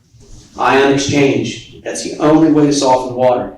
I want a salt-free water softener. There's no such thing. There's salt-free water conditioners. You test the water's still hard. Hardness is still there. Hey, what about these, halo things, the huge, the suspension, whatever? Is that So the the Halo 5 is their flagship, I guess you want to call it. And they got 5 different kinds of media in it. Mhm. You cannot put enough of any one of those medias in that tank to do shit. It's not, your capacity is low, it's not going to last. It's ridiculous. I'm talking about like the suspension. Yeah, well, they've got this thing that where the water flows through it, it creates a vortex, and they're trying to say that it disrupts the ionic charge of the water. Suspension Prevent- mineral. Prevent it from coming together and forming scale. Is that like the electrolysis thing? It works a little bit. It's kind of like there's no power to it or anything, it's just. I It don't works know. off the flow. It just works off the flow. The So- electrolysis one's the one where you like, it's wrapped around. Right, the so pump. this has 2 different kinds of metals in it, Mm. right? So it supposedly creates some sort of electrostatic charge in the water as the water's flowing by and blah, blah, blah. They will help. They will not take all the hardness out of water, and it will not permanently prevent you from getting buildup in your water heater. It's going to happen. Same thing with the other salt-free conditioners. They actually, they're called nucleation sites, but it's called template-assisted crystallization. So, in layman's term, you're growing calcium and you're growing magnesium. So the ions, those ions attach to each other instead of coming together to form hardness. So that way, they're less likely to drop out of solution and cause problems in your water heater. But they're still in there. They're still in there. Where does the stuff go in that thing? Like, it's not letting them combine, but It's just it's in the water, it just flows to the it water. doesn't have to like go somewhere. Yeah, It just like infinitely pulls stuff out of the water. Right? Well, it's a constant give and take, right? So it's constantly grabbing a couple, and then a couple get released off of it, and grabs a couple more, and a couple get released off of it. So, like I said, that technology. This is that scale reduction technology after 5 years in a water heater. 5 years old. Jeez. So as you can see, Doesn't work. Looks good. that stuff will work for probably about a week, and then after the first week, its effectiveness starts to significantly drop. Boy, I bet you that customer was pissed. Does he just have hard water? Is that what does that? No, that's that scale reduction stuff I was just talking about. They Junk in there? That's that's the hardness in the water that's built up because they didn't want to put a softener in. They wanted to go with, people that complain about having salt restricted diets. There's so little. There's so little sodium added to soft water. 10 grain hard water. 10 grain hard water. That's supposed to be a quart of softened water. Is 171 milligrams per quart of 10 grain hard water. There are 2,500 milligrams of sodium in a teaspoon of salt. Say it again. 2,500 milligrams of sodium in a teaspoon of salt. Your water is not going to add anything significant to your daily sodium intake. And if they're concerned about it, what do we sell them? RO. All day long. All day long. A teaspoon of ketchup, for God's sake, has got 204 milligrams of sodium. I think 2,500 is like the recommended. That's the daily range. Yep. Yeah, amount that Yep. you're supposed to have. 25? I was just gonna throw this in here because I actually 2,500 come from the culinary arts. Growing up, I was a line cook. Me too. milligrams. I went to culinary school, yeah. So did I. That's supposed to be like your daily Down intake in of Baltimore. sodium. Oh, that's awesome. Le Cordon Bleu or?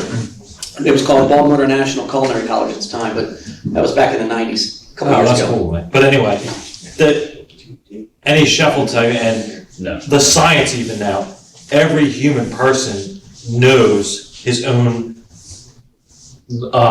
level of salt intake they should have, just based on taste. Your body's gonna tell you, hey, I need more salt, Or I don't need any. I don't need any. Yeah, if you crave it, then your body's You're needing dead. it. If you, There's no way to calculate it. They've tried and yeah, it's all different, right? I mean, obviously, too much is not good for you, but your body is going to regulate it for you. because it's part of your operating system. You gotta have so much of it in your body. So anyhow, that was chlorine test strips. That's the VP of the company. So when we talk about regeneration, we talk about upflow versus downflow, right? So upflow, when you see somebody's equipment that says upflow or downflow, it's referring to not the flow of the water through the unit, but the flow during regeneration. Okay? Our units are super, super efficient because in a standard water softener, whenever it goes into regeneration, it's going to draw the brine from the top, push that brine solution all the way through the resin. As it's doing that, it's pushing the hardness off the resin down to the distributor and then out the drain, right? Well, this is your reserve capacity, this little piece at the bottom. That's always charged. That's your, just in case they run out of soft water, the day it's going to regenerate. It gives them a little bit of reserve so they never run out of soft water. Well, on a normal unit, it's going to actually take all that hardness and push that hardness through that charged resin. And you don't need to. So when we regenerate ours actually comes down the distributor tube, and then starts off in this charged resin, and then continues to regenerate, pushing up through the bed. That's how we use 30% less salt. And that tank's what has a lifetime warranty on it? Yeah. So what's in there, you never have to touch it, it's. Well, not what's in it. I mean, the resin's in it at some point in But you time. never have to open this up and take it off. Unless there's an issue of some description. Who knows what that could be, but you shouldn't have to. Okay. But yeah, so ours regenerates upflow. Most of them go downflow. Our control heads here, this is the old style. We just changed the design. So your injector cap here on the side is going to have 3 screws, and it's going to be a little bit more of a triangular shape. The injectors are going to be easier to pop out. You can just take a screwdriver, pop it right out. Real simple. Everything is clipped, right? You see everything's got clips on it. We make it easy for you to service and maintain it and install it. Pop it off, pull it out. There's flow controls in there. There's on this one here on the back, there's 4 screws. That's been changed in the design. And the flow rates are higher. So that's all good stuff. Let's see what else we got. That's talking about upflow regeneration. Number of gallons people used. Again, there's your HTO on the right. We do a significant amount of commercial business. We have our own commercial industrial division with engineers, specifying engineers as well. So if you guys have any opportunities like that happen to come up, don't feel like you have to shy away from it. Commercial is just larger residential. It's just bigger pipe, bigger tanks. Stay within your lines. Yeah, that is a good lane to be in, that commercial thing. That's bigger bucks. HTO. So the unit up on the left, that's one of our cabinet units. That's what it looks like from behind. That's what it looks like from front. You can actually pull the brine tank away from it. Historically, a lot of people like your Eco Waters and your other companies out there, Hagues and those guys, the resin tank is actually in with the salt. It sits physically inside of there, and it gets all nasty and funky and stuff. Ours is separated. 1 cubic foot is going to be what you use most of the time for most of your applications. Do not fill up a brine tank with salt. Only ever put 3 bags in it. 4 bags? 4 at the most. I got some homes that thing's completely filled. Yeah, you'll get a salt bridge every time. So a salt bridge is whenever you fill the tank up and it's in an area where there's changes in humidity and moisture, perhaps. Becomes a block, right? Turns into a brick, that's right. So if you're putting all this pressure on the sides, right, and it starts to firm up, so the water will actually come up to the bottom of the salt and then get back down, come up, go back down. So the salt will never continue to drop down to the water because it's bridged. It's creating a bridge because of all the weight. So 3 or 4 bags. You go out to service, just kick around the bottom of the brine tank a little bit, see if it drops. That's the first thing you look at if a customer calls you for not using salt.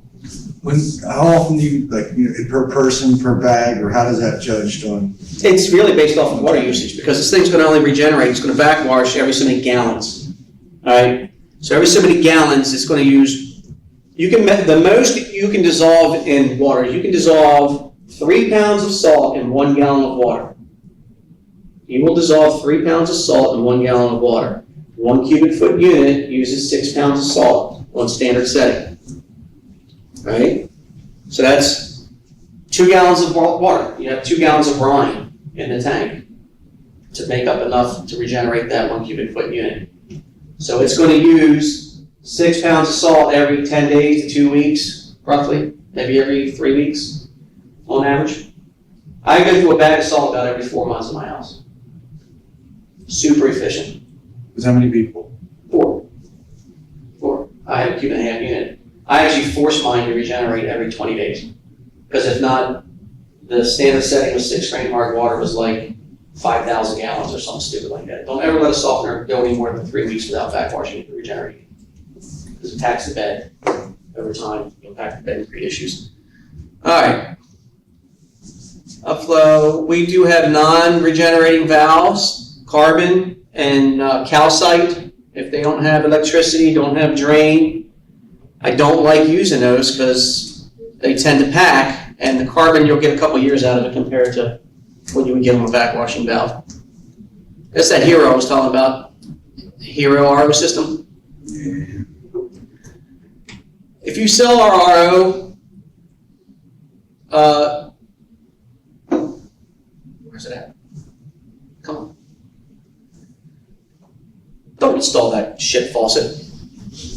We have to include a faucet with the RO. So in order to keep costs down, we include this economy RO faucet. Put one of these on. They are not expensive. The most expensive one will probably cost less than $100. Your cost. That Just goes beside of the main faucet. yeah, that's a separate faucet. But like I said, these are inexpensive. They have several colors available. Just stick with those. That's our commercial stuff. You guys have any questions?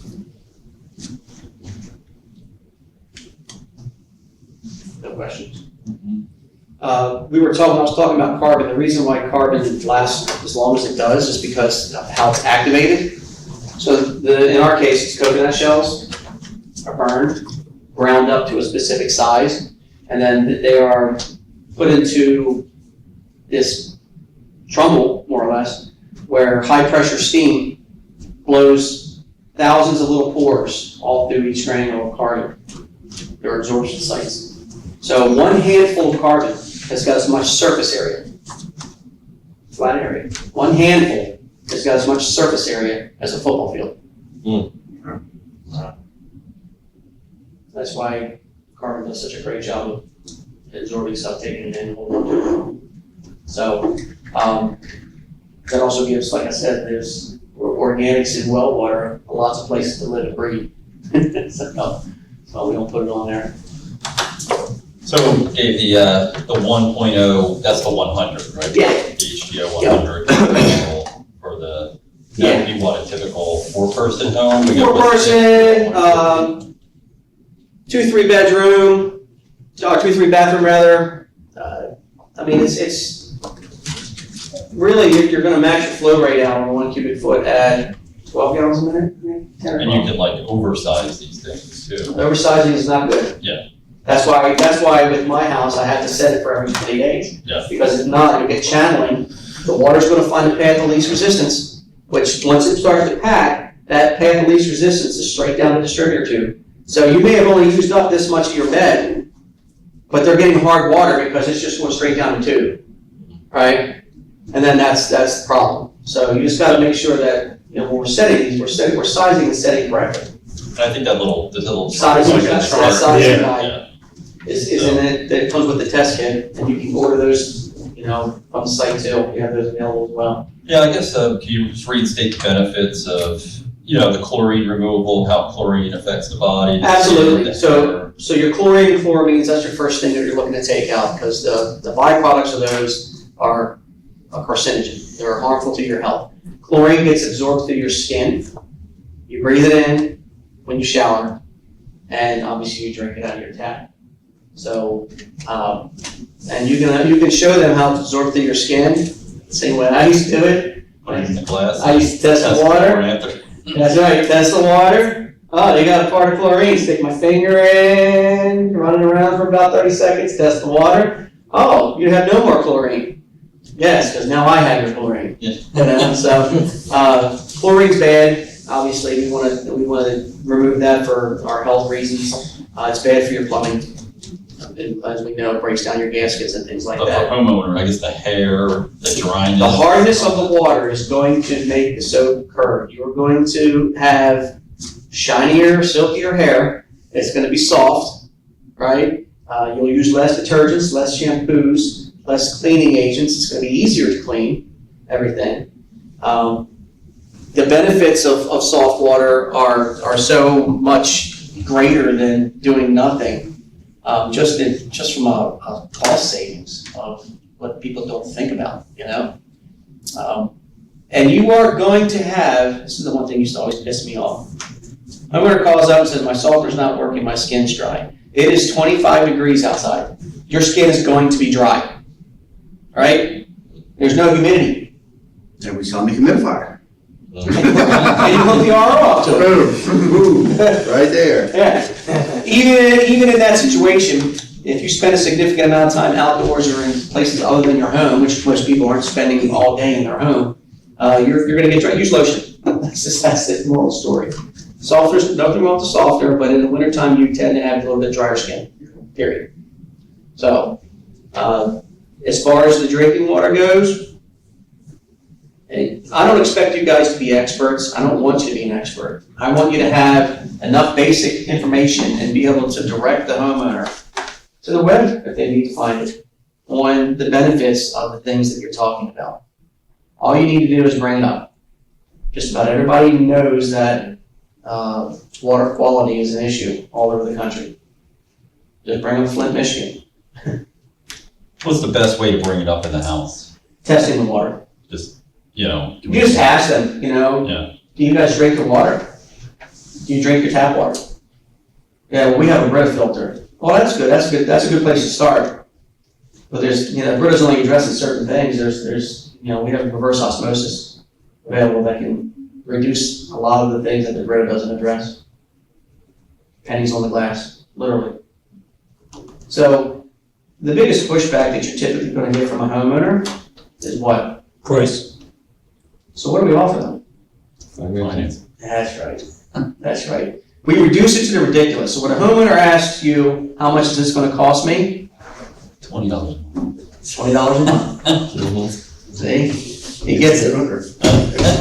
It's easier, that's an easier pill to swallow than $6,000. Right? Whatever. So reduce it to the ridiculous. Don't tell them it's going to cost, you know, $6,000 unless they're the type of person that just wants to write you a check. Yeah, and if they are using bottled water, I mean, that subsidy of. Yeah, it's just how much does a case of water cost you now? $6? Mm-hmm. Yeah. You know, 50. I mean, you're drinking that cheap shit. You gotta drink the good stuff. The Fiji. The alkaline. It's always a pain because it takes up so much space, the bottles too. That's right. As I do recycling, and it's like, You got cases of water sitting beside the refrigerator or wherever they happen to be storing it. They gotta go pick it up, and they gotta lug it, and they gotta remember to put one in the fridge every time. yeah. It's much easier just having it right at your fingertips, right? You're getting as good, if not better quality water coming out of your refrigerator than what you're gonna get out of that bottled water. Plain and simple. I mean, it's really, everything you talk about, think about it in layman terms, right? When you're talking about the effects, negative effects on the water heater element, it's really easy to explain it to the homeowner. Mrs. Smith, if I turn on your stove and put my hand on it, it's going to burn my hand pretty quick. If I take a rock in my hand and put it on top of that same element, it's got to heat all the way through that rock before it burns my hand. That's what's happening in your water heater. The hardest acts as an insulator. It's preventing that element from heating the water like it should. It has to heat through the rock first before it gets to the water. Reduces the life of your water heater and your heating element and costs you more energy to run. Does that make sense? Pretty simple? Pretty layman? All right? But I can promise you this. If you don't test the water and you don't talk about it, you're not gonna sell it. Yeah, I mean, we should be testing.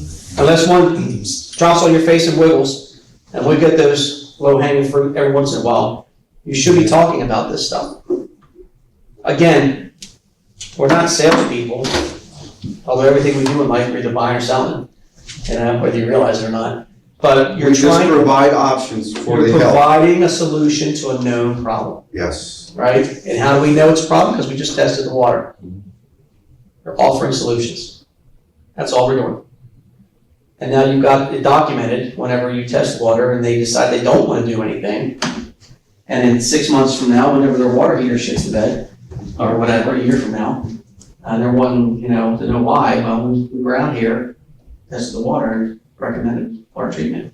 And just real quick, things to look out for, like, for the installation of, an HGO system. Always, the 3 things we need to look for whenever we're in a basement, considering somebody for an installation. We need electric, we need drain, and we need access to plumbing. How much current? It's a 20-foot volt, so it's at a step-down transformer. So Like, we the can standard tie it into the furnace. outlet, standard 110, yeah, whatever. Don't tie it into 24 volt, tie it into 110. 110. Yeah. No, but I'm saying is, if there's no electricity available other than Yeah, furnace, if you want to yank line off the switch on the furnace, it yeah. doesn't use as much, right? No, it uses hardly any energy at all. As long as we're gonna put it by where the incoming water lines come in. That's where you typically want to put it. I get calls from guys saying, well, the drain's on one side of the house, the plumbing's on the other, the running business is on the other. I would rather you put it closer to the drain than closer to where the plumbing comes in at that one time.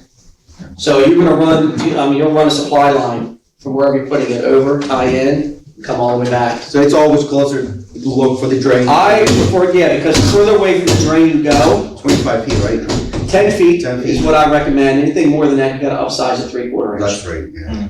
Because whenever you have a smaller diameter and you're running further away, it puts back pressure on the unit. Starts to put head against the unit. And then you've gotta have good flow to drain to have good brine draw. So you'll get incomplete. The first one, the first system we put in, You can put it in my house, and we can go from there. the first one we put in, we didn't leave I the air love gap. this thing so bad. We cut into the regular trap. So I'm gonna show you with a picture of a place I was at last week where a person did exactly what you're saying. Now, you absolutely have to use an air gap in a standpipe. And I went back and cut the pipe, and guess what happened? What's that? You got a big face full of stuff, ain't you? What they didn't. At least it was gray water. Yeah, run that drain. All right, so this is the drain line. Where the plumber decided, he decided that he was in a hurry or just didn't. Guys, the fucking line was right here. He had plenty of space right next to the unit, plenty of space to cut in, put a P-trap, put 18 inches of standpipe and an air gap on there. He drilled the damn 3 inch and stuffed the drain line in there. First of all, it's against code to start with. Second, you're standing a chance of contaminating your drinking water with wastewater. I saw that and I almost lost my shit. The other thing that the plumber did is he used zip ties on the drain line. Pulled it tight. Man, you just be a plumber. So, and I use that word plumber loosely because I don't know what. How stupid do you have to be to do something? Apparently not. I mean, this guy here is pretty stupid. Yeah, see, he pinched it right. He actually pinched it off in 3 places. Whoa. Yeah. That sounds like we run the mile to it. I was beside myself when I saw that. Was he in Texas too, or was he around here? Oh, he's around here. Over toward KOP. So anyhow, that's the same guy that'll yank a unit out without calling our tech support team to get approval or an RGA and want it. Is it a big company or a small guy? He's been around for a while. It's not Verizon, if that's what you Is it think. Seal-Up? No, it's not Seal. Although they would probably do that too.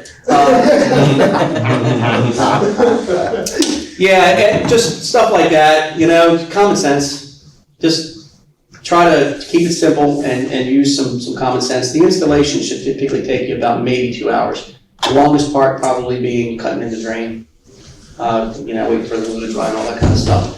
I would recommend soaking the carpet as soon as you get there on the HDO.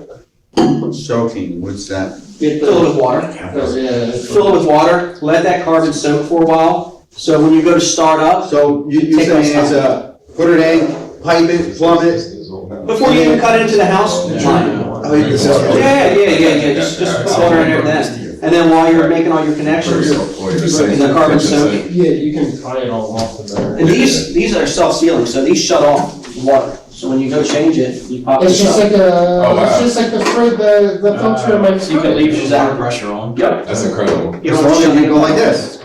Yep. You get up there. If you go like this, then yes. You have to allow a Do certain that. amount of gallons through to clear it out at First batch of ice and the first tank, you should dispose of, because there's a preservative inside the membrane. No. Okay, alright. There's a preservative in the membrane. That unit comes with a 3.5 gallon tank too, guys. Yeah, Three and a so that's half- where you're- 3.5 gallon storage tank. It yields probably about 2.5 Yeah, gallons. gotcha. Right. Gotcha. Dishwasher, washers, showering, and this is for drinking. So you Mark, said you how can much- tie this into the refrigerator and Yes. sink like that? What's the price on that? Yeah, that's what I'm wondering too. I'd have to look that one up. It's free if you do the seminar in April. There you go. Oh, yeah, we're doing the seminar. We're I all- wanna, I need one of those. I need both of these. That's good. I imagine this costs more outright than this one. Absolutely, Yeah, so. absolutely. This one, it might be like, I don't know, last time I checked, it was like Like $500-600 $500 bucks. bucks. That's actually not bad though, because if you think about a case of water being $6.30 every week, Right. after a couple months or a year, Yeah, that makes sense. you pay for Well, it. so that's why I say it's pennies on the glass, and if they've already got a built-in filter on their refrigerator, it costs them $50 every Yeah. 6 months. You Should know? we get like a filter as well? Like we're gonna get these, like one of the just Yeah, house sediment filters? Like a house, yeah, we sell this, we have those too, the 4.5 by 10s or 4.5 by 20s. Do you need those for No, city city water? No, No, city water. Only sediment. Well, that's what I was like yesterday, Joe's over there, they had these two filters on there, I'm looking at them. Probably had carbon in it. Well, I was asking them, like, what do you, like, do you have a softener? They're like, no, and I'm like, oh, you're just using water Yeah. filters, but it's city water. I've seen some ugly municipal water before, where it was old mains, you know what I mean? Get a lot of sediment coming off the old mains and rust. But, All mine were, so. yeah, it's the RO is the way to go. But you hook it up to your refrigerator, take the filter out. If they need more pressure, if you need to run it further away, we have little booster pumps or little, demand pumps to either increase the pressure on the membrane or increase the pressure to the fridge. Wait, on those refrigerators, if you take the filter out, is there a check flow that, Most of them have a internal bypass on them now. okay, So when you take the filter out, you don't have to put another filter in, you can keep using the water. okay. So this would go to the refrigerator. What's this one for? Okay. That's your supply. There's pictures Oh, that's of the supply, I guess that's the one, then this one goes to the refrigerator, you can tie it off. That's your, This is the yellow goes This to is out, drain. right? No, cause this is the Plumbing. drinking water, that's the plumbing, this is the drainage. That's the drainage. And this is for the tank, and then this is for the income. Yep. Alright, got it. You're an expert, Jimmy. It's in the boiler. Yeah, these are, they're so easy. I have the picture, so. And you can, when you go to mount it, there's actually a template in the owner's manual. Now, on the expansion tank, what pressure you want to see that? Is that just The tank empty, it's got 5 to 8 pounds of pressure in it. And that's what you want? Like Yes, that? yes. 5 to 8? What's that? You just leave it at that. Yeah, you don't adjust change the that, pressure. no, because if you put more pressure in it, it reduces your volume of water. You'll get a higher pressure coming out, What if just you like a lose, house tank. what if you lose pressure over time? Every time you change the filters, Check the pressure, you right? should probably drain the tank. You only check it when there's no water in it. Yeah. You should probably drain the tank and check the air pressure every couple of years, I'm saying, maybe not. Maybe when you change the membrane, do that. But that's your template, right? So you just put that, mount it, and then you can just click this right into the. That's exactly how I have mine. Right? Yeah. Do you have, you have one right now? You have this Yeah, coming it's in the out garage. from, if I had to go to my fridge, let's see. If it's further away, What's that? you can increase the pressure. If it's further away from the RO tank, you can increase the pressure in the tank, and just know that it's gonna reduce your volume. Or you can buy a larger tank. I noticed. I got a 20 gallon tank in my house. Oh, so you can upsize it. Oh, yeah. Yeah, and I got, I think 20, I think I got 20 pounds of air They're pressure. a special tank, right? Yeah, it's fiberglass, mine's, yeah, it's a different tank, so, it's called RO. Yeah, 3 to 1. You can use a well extra. Really? No, that's not, is that like potable water? Yeah. That aren't. Yeah, because the well export's gonna stay still a little bit. Remember, guys, remember RO water is inherently aggressive. The pH coming out of the RO is typically gonna be a point less than what it is coming in. Sure. So if you have any kind of metal fixtures or any kind of metal that is flowing through, don't put it on an Instahot without that pH card, I gotta keep contaminating my line. right? Yeah, my water. Because you'll be drinking pennies. Where would you get that water? 20 gallons. You have to order it. You have to order it. Or like I said, you can use a bunch. You what, WX, The regular ones that we use for plumbing, water? WX, Yeah, just pay. 20 gallons. If it gets. 2 or 3 is 32 gallons. So, but you gotta dump the air pressure out. You gotta dump it down to about 20. That's gonna come pre-charged. Well, if for a 4060 pressure switch, it's gonna have 30 gallons. A house pressure tank. And I don't know what well, the ones that's based off of whatever line pressure is, right? City water. Well, they usually come in 40 PSI. Do they? Yeah. That one I got jumping down, it was 39. It was 39. It was 38. Yeah, that's. Yeah. I'm gonna be changing this one out. I'm gonna be taking out when it's in there. It's bad to go in there. You gotta get that rain stuff in out. So that's Chris. Oh, were you joking when you said Trix says? Sorry, like, fresh with the water. Just to drink water there. Just for drinking, yeah. Unless you gotta like, Yours as well. pipe them in. Who says that? Nah, this is manufacturer. You're right. NovoWater.com. Yeah, well, this one. That is not bad. That's good stuff. You don't need to worry about water. Yeah, but you still need it. It's still there. Good stuff. I always think of that Mark Ruffalo movie, Dark Waters. Yeah, that's exactly what it is. I mean, that's what Hey, yeah. I've heard that movie's really good. It's scaring the shit out of you. Yeah, I've heard it's well, That's like well water. What about it? Well, Yeah. this is just, Back when it first. this fits on city water. Everything. But you I've heard it's like want a. to treat the water before it goes, you want the water as clean as it can be before it gets to the RO. Right, so you want to clean up the water as best you can before it gets there. So if they got hardness, a lot of hardness, you definitely want to have a softener in there. What if they don't have, a city water, if they don't have any filtration system and all that, and they just want this? They can, they just need to understand that they're gonna probably have to change those filters every 6 months. All three filters. Well, not all of them, but at least the carbon. sediment and the Sediment carbon, and the yeah. How often you change yours, Chris? Once a year. You don't have other filtration. Nah. Oh, look, I'll tell you, I have a couple of these. But how do you know when you need to change them? I don't know, I just change it. I only have a couple of these. You guys- Like, Yeah, that's like, like, how do you know when you need to change these? This gives you an overview You of, just know. Just take up our equipment. right, it has flow rates, it has part numbers, it even has the stuff for the Hero, it has the faucet selections. You guys got magazines. Yeah, we have some video books too. This is nice because it's just mini catalog. You only get the special ones. Cynical. If you didn't get one, you would get the Materials, like special. catalogs and all that stuff. If you go onto our Get website, it online. yeah, you can order it, it's a web-based form, Okay. so you just have to fill out that form, Yeah. and then, Well, that comes with the. send it over and you'll get confirmation, I'll get confirmation of it, of what you've ordered, Okay. and then, you'll get confirmation and then we'll ship them out. Yeah. All right. Appreciate you coming I out. tend to run long. Huh? I said I tend to run a little long. No, that's fine, it's fine. It was good, you know, good insight, good information, and good to engage. Do you have any more of those booklets or no? Yeah, as a matter of fact, I think I have one more, I didn't. I wasn't involved. Actually, I have. For what, I need this stuff, I need like one. I mean, they're not expensive, I mean. No, the softener, that's, I mean, I'm gonna, Yeah. that's like, yeah, 5 hours, that thing's like. What, the softener? I mean, if you go through the training, That's what I get said. it for like $500, but if not, I think it's, I don't know, I didn't price it out. It's a price on something like that, right? Which one? The HGO 100, it's probably like $1,200 or something. That's pretty close. Yeah. Yeah, I knew they were. As far as like the cities. I think all the time to cast iron plumbing now. My house is old, so my drain's gotta go in. When I was at another company, we used to. I think. There's such a. Well, If there's any- that's basically, that's, I think that's part of the water rate unit. PVC. It's the same, That's not cheap. I mean, it's basically the same concept, they're using carbon to take out the chlorine. Cool, but they were charged. Caught it? Is it, is it a cabinet unit? Yeah, I know, but I don't. I have a city water cabinet unit. You hired him? Yeah. Cut his That's the only thing I think, because I like With that. With the residents. Does it come with a warranty, 585? No warranty.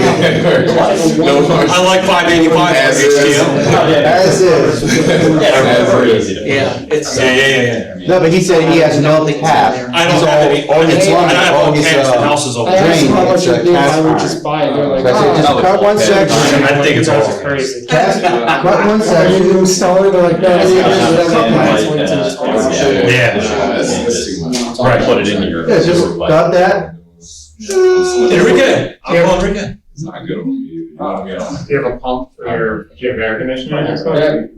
Right, yeah, which. No, that's kind of. No, that's too I much have mini flow. split, I have mini split. I think we did one. The and- sinks. What, into a condensate pump? Oh, yeah, it's so much. Oh, there are, you Yeah. should have some. I mean, you're putting full city water pressure through a 5/8 hose. Yeah, that's, Yeah. that's your city It's water going cabinet. like, We, you know. we put that together. Right. Flow, Okay. all that pump. I got you. And also, I don't think you can do it to, some pump. It has to go right in the drain. You got a big. It doesn't look as, You're better off. just- yeah, it doesn't look as industrial or well-made, I guess you would say, Yeah, as some of the other ones. they even sell that full fitting. This is the. You know what fitting for? Yeah, it is what it is.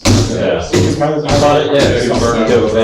Yeah, I gotta get, his cousin, Enrique's a plumber. His cousin, Enrique's a commercial I plumber. just had to Okay. replace Get it out.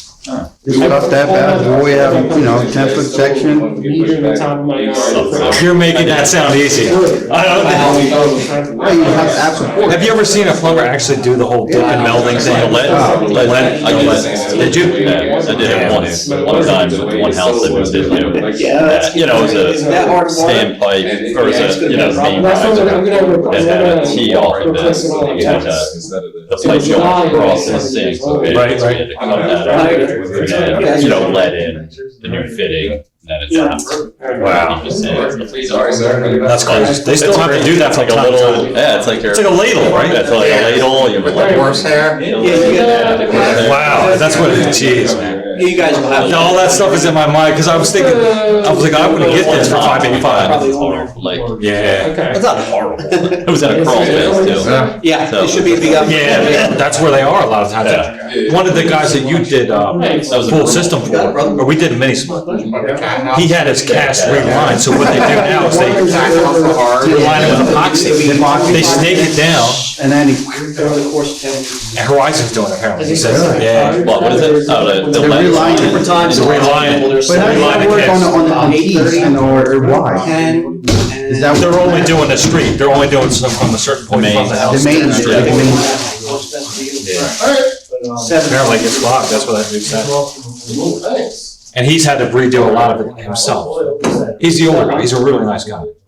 That's like pretty cool technology. The way we had to replace, That is, he said he was amazed by that. we had to replace our main sewer, yeah. But what they did was, whatever the machine was, I didn't see it, but it would break up the old pipe, and as it was breaking up the old pipe, it would pull the new pipe through. That's what they do. So it wasn't the liner, yeah, but they could only do it, you can only do it on the straight line, so they did have to like dig up the backyard and like, because ours like goes out the back of her house, turns, and then turns again and goes out to the street. So they're digging two spots. On the, And yeah, then on the they can- direction. Yeah. So, yeah, it breaks up the old pipe. That's cool shit. So, Yeah, I did an interview with a guy. Hot. Are you ready? I gotta get that. That's not the right thing to say.